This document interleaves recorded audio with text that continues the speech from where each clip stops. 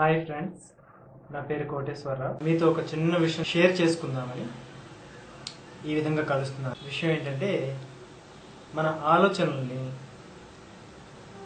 మన అవసరం కోసం ఎలా వాడుకోవాలి, మన ఆలోచనలు ఏ విధంగా పనిచేస్తాయి అంటే, మన మనసులో ఆలోచించే విషయాలు తిరిగి కార్యరూపంలో మనకి అంటే మన భవిష్యత్తులో అవి ఎలా ఎఫెక్ట్ చేస్తాయి, మన భవిష్యత్తుని అవి వస్తు రూపం ఎలా దాలుస్తాయి, దాని గురించి ఇప్పుడు నేను మీకు చెప్పబోతున్నాను. మీరు ఎప్పుడైతే మీ మనసులో ఒక ఆలోచన చేస్తారో ఆ ఆలోచన కొంతకాలానికి జరుగుతుంది. మీరు అనుకున్నది అనుకున్నట్టు ఖచ్చితంగా జరుగుతుంది. ఇది ప్రకృతి సిద్ధాంతం, జరిగి తీరాల్సింది. ఇందులో ఎవరు మార్చడానికి కానీ కాదు లేదు అనడానికి అవకాశమే లేదు. ఎందుకంటే ఈ ప్రకృతి అలా డిజైన్ చేయబడి ఉంది కాబట్టి దీన్ని ఎవరు మార్చలేరు. మీరు ఏమి ఆలోచిస్తే, మీరు ఏమి కోరుకుంటే అదే జరుగుతుంది. కాకపోతే కోరుకున్న వెంటనే జరగడం లేదు కాబట్టి మనకు దాని మీద నమ్మకం లేదు. మనం అందుకే నమ్మట్లేదు. ఎందుకంటే కోరుకున్న వెంటనే ఏది జరగట్లేదు కాబట్టి మనకు తెలియట్లేదు.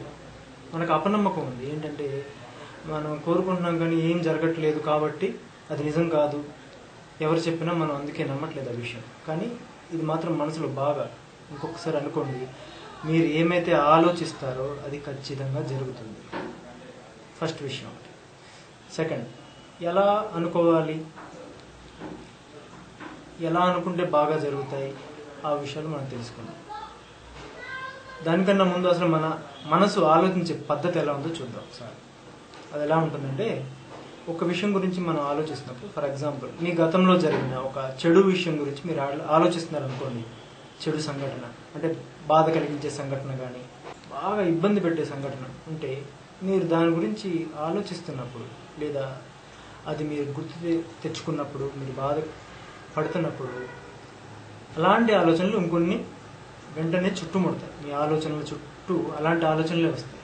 వచ్చి ఒకదాని తర్వాత ఒకటి, ఒక ఆలోచన అయిపోయిన తర్వాత మళ్ళీ దాని పక్కన ఆలోచన ఉంటుంది. అది కూడా బాధ కలిగించే దాని విధంగానే ఉంటుంది, లేదా మీ ఈగోని హర్ట్ చేసేలాగా ఉంటుంది. పక్కది కూడా అలాగే ఉంటుంది. అన్నీ అంటే ఇక్కడ మీరు గమనించాల్సిన విషయం ఏంటంటే, మీరు ఒక స్టేట్లోకి వెళ్ళారు, బాధ కలిగించే స్టేట్లోకి మీ మైండ్ని తీసుకువెళ్ళినప్పుడు మీరు అలాంటి ఆలోచనల్ని అట్రాక్ట్ చేస్తున్నారు. మీకు జరిగిన గతంలో ఉన్నాయని. సో మీ మైండ్లో ఒక లైబ్రరీలో ఈ ఆలోచనలన్నీ ఒక చోట స్టోర్ చేయబడి ఉన్నప్పుడు అని మీరు అనుకుంటే, ఈ విధంగా అవన్నీ అంటే మీరు దాన్ని ట్యూన్ చేశారనమాట, ఆ ఫ్రీక్వెన్సీకి మీ మైండ్ని. అవన్నీ వస్తాయి, మీరు ఇక ఆ స్టేట్లోకి వెళ్ళిపోతారు. కంటిన్యూస్గా ఒక రకంగా చూసుకుంటే ఆ విషయాలన్నిటి గురించి మీరు బాధపడుతూనే ఉండాలి. ఇది ఒక సీక్వెన్స్, మన మనసు ఆలోచించే పద్ధతి. ఇలా జరుగుతున్నప్పుడు ఏం జరుగుతుందంటే, ఒక రకంగా చెప్పాలంటే ఇప్పుడు మీరు ఫ్యూచర్ని కూడా బాధల్లోకి నెడుతున్నట్టు అవుతుంది. ఎలా అవుతుంది గమనిద్దాం. మీరు జరిగిపోయిన దాని గురించి ఆలోచిస్తున్నారు, ఓకే, జరిగింది ఆలోచిస్తున్నారు, ఇప్పుడు ఆలోచిస్తున్నారు, మీరు ఈ క్షణంలో ప్రస్తుతంలో ఉన్నారు, ఇది ఆలోచిస్తున్నారు. ఇదేమవుతుందంటే ఇప్పుడు ఆలోచించేది మీ ఫ్యూచర్ అవుతుంది. చాలా ఇంపార్టెంట్ విషయం. ఈ రోజు మీరు ఏదైతే ఆలోచిస్తున్నారో అదే మీకు మళ్ళీ ఫ్యూచర్గా వస్తుంది. అది ఖచ్చితంగా నిజం. ఎలా వస్తుంది అది తర్వాత చూద్దాం. ఇప్పుడు మీరేం చేస్తున్నారు, గతాన్ని తలుచుకుని బాధపడుతున్నారు. ఒక రకంగా మీరు జరిగింది తలుచుకుంటారు మీరు అనుకుంటున్నారు, కానీ యాక్చువల్గా మీరు మీ ఫ్యూచర్ని ట్రిగర్ చేస్తున్నారు. అంటే మీ ఫ్యూచర్ కూడా బాధాకరంగా మారేలా మీరు చేస్తున్నారు. ఇది చాలా తప్పు. ఇది ఒక్కటి గుర్తుపెట్టుకోండి. మీ ఫ్యూచర్ హ్యాపీగా ఉండాలంటే మీ ప్రజెంట్ ఇప్పుడు ఉన్న ఆలోచనలు చాలా హ్యాపీగా, క్లియర్గా, ప్యూర్గా ఉండాలి. అది ఎలాగో మనం చూడండి. ఫ్యూచర్ని మీరు అనుకూలంగా ఉండేలా చేయాలంటే ఫస్ట్ నెగిటివ్ థింకింగ్ వదిలేసేయాలి. నెగిటివ్ థింకింగ్ చేయకూడదు అన్నప్పుడు అసలు నెగిటివ్ థింకింగ్ ఏంటి, పాజిటివ్ థింకింగ్ ఏంటి చూద్దాం. First positive thinking. చాలా పేపర్లో వస్తున్న విషయం ఇది. మంచి ఆలోచన చేయాలి, ఇది పాజిటివ్ థింకింగ్, మీ అందరికీ తెలుసు. కానీ చెడు ఆలోచనలు ఎలా కంట్రోల్ చేసుకోవాలి అది చూద్దాం. ఒక విషయం గుర్తుపెట్టుకోండి. మీరు ఫర్ ఎగ్జాంపుల్ మీ ఫ్రెండ్ ఎవరో ఒక అతను టైఫాయిడ్ వచ్చి జబ్బు పడ్డాడు, చాలా బాధపడుతున్నాడు. మీరు ఆ విషయం చూశారు. మీరు అనుకుంటారు ఏమనంటే, నేను ఎప్పుడు టైఫాయిడ్తో బాధపడకూడదు అని. ఇక్కడే చాలా ఇంపార్టెంట్ విషయం. మీరు చేసిన తప్పు కూడా ఇదే. మీరు అని అనుకోకూడదు, నేను ఎప్పుడు టైఫాయిడ్తో బాధపడకూడదు అనుకోకూడదు. మీరు ఏమనుకోవాలంటే, నేను ఎప్పుడు ఆరోగ్యంగా ఉండాలి అనుకోవాలి. ఏంటి తేడా? రెండు ఒకటే కదా అని మీరు అనుకోవచ్చు. చాలా తేడా ఉంది. నేను ఎప్పుడు ఆరోగ్యంగా ఉండాలి అనుకోవడం పాజిటివ్ థింకింగ్. నాకు ఎప్పుడు టైఫాయిడ్ రాకూడదు అనుకోవడం నెగిటివ్ థింకింగ్. నెగిటివ్ థింకింగ్ ఎలా అవుతుంది, మీనింగ్ స్ట్రైట్గా ఉన్నప్పుడు అని మీరు అనుకోవచ్చు. గమనిద్దాం. నాకు ఎప్పుడు టైఫాయిడ్ రాకూడదు అని మీరు అంటున్నారు, కానీ మరి మాటే, కానీ మీ మనసులో ఒక భయం ఉంది. ఆ భయం ఏంటంటే, నాకు టైఫాయిడ్ వస్తే నా ఫ్రెండ్ ఎలా బాధపడుతున్నాడో ఇప్పుడు ఆ బాధ నేను అనుభవించాల్సి వస్తుందేమో అనే భయం మీలో బలంగా ఉంది మీరు అనే మాట కన్నా. ఆ బలమే మీ ఫ్యూచర్ని, ఆ బలమైన కోరిక లేదా ఆ భయం మీ ఫ్యూచర్ని ట్రిగర్ చేస్తుంది. ఆ ట్రిగరే మీకు రేపు ఫ్యూచర్లో టైఫాయిడ్ వచ్చేలా చేస్తుంది. ఇది వాస్తవం, దీన్ని ఎవరూ తప్పించుకోలేరు. సో మీరు ఏం చేయాలంటే, మీరు ఒక విషయం ఏదైతే జరగకూడదని మీరు కోరుకుంటున్నారో అసలు దాని గురించి ఆలోచించకూడదు. మీకు ఏం కావాలో అదే చెప్పాలి. ఎప్పుడు మీ ఫ్యూచర్లో మీ మనసులో మీరు ఏం కావాలనుకుంటున్నారో అదే చెప్పాలి. నేను పలానాది అవ్వకూడదు, నాకు అది వద్దు, నాకు అది కాదు, అది చెయ్యను, అది వద్దు. ఆ మాటలు వద్దు, అసలు కాదు వద్దు లేదు ఈ మాటలు ఏం వాడద్దు. మీకు ఏం కావాలి, మీరేం అవ్వాలి, మీరేం చెయ్యాలి, దాని గురించి ఆలోచించండి. ఇదే పాజిటివ్ థింకింగ్. సింపుల్గా చెప్పాలంటే నెగిటివ్ థింకింగ్కి పాజిటివ్ థింకింగ్కి ఉన్న తేడా ఏంటంటే మాటల్లో చెప్పడం కాదు, మనసులో ఏం ఆలోచన వస్తుందో అదే జరుగుతుంది. అదే ఇంపార్టెంట్. బలం, సంకల్ప బలం ఒకటి. ఇంకోటి, మీరు ఎక్కువ భయపడతారో, దేనికైతే ఎక్కువ భయపడతా ఉంటారో అదే జరుగుతుంది. సో ఆ భయాన్ని ముందు తీసేసేయండి మనసులోంచి.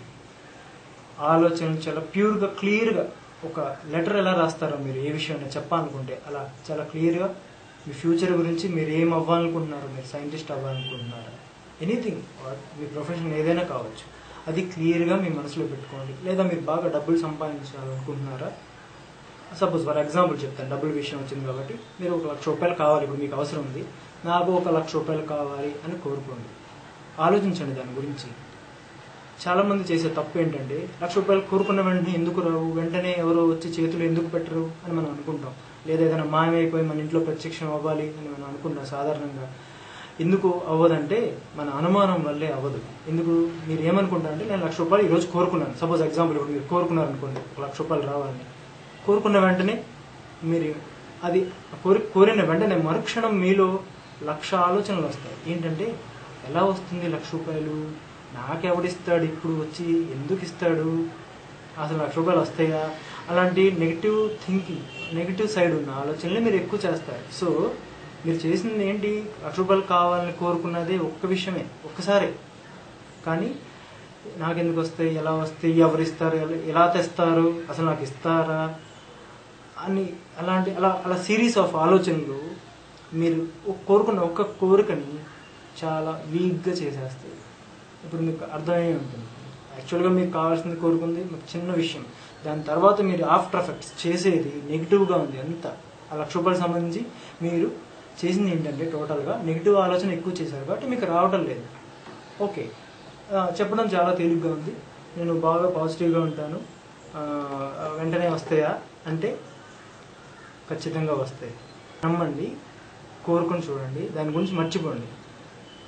ఎలా వస్తే అని అసలు క్వశ్చన్ కూడా చేసుకోవద్దు మనసులో. ఎలా వస్తే, ఎవడిస్తాడు అని ఏం ఆలోచించద్దు. మీకు ఏది ఇంకా దీని గురించి ఏదన్నా సజెషన్స్ ఆర్ కామెంట్స్ ఉంటే దయచేసి నాకు పంపించండి. అలాగే ఇలాంటి రిలేటెడ్ టాపిక్స్ మీకు ఇంట్రెస్ట్ ఉంటే కనుక దయచేసి పత్రి గారి వెబ్సైట్ ఉంది, పిరమిడ్ స్పిరిచువల్ సొసైటీ స్థాపకుడు ఆయన మెడిటేషన్ గురు. ఆయన వెబ్సైట్ www.pssmovement.org. దీంట్లో లాగిన్ చేయండి. ఇంకా అద్భుతమైన విషయాలు ఉంటాయి. నేను చెప్పిన చాలా చిన్న విషయం, దీనికన్నా కొన్ని 1,00,000 రెట్లు జ్ఞానం ఆ వెబ్సైట్లో ఉంది. తెలుసుకోవాలనుకుంటే వెళ్ళండి. అలాగే ఒకవేళ నా ఫేస్బుక్ అకౌంట్ కానీ లాగిన్ అవ్వాలనుకుంటే, మీరు విజిట్ చేయాలనుకుంటే lovenki37@ibb.com. Okay, thank you.